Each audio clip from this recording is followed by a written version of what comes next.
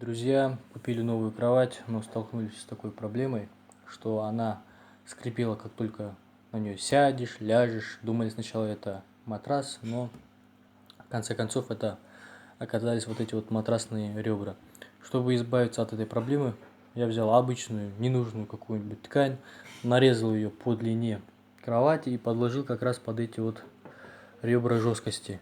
И таким образом можно вообще избавиться от каких-либо вообще звуков кровати. Вот видите, я вот как это сделал. Вдоль, конечно, порезал не совсем ровно, но это не имеет значения. Вот. Таким вот образом можно уладить такие вот ненужные какие-то звуки.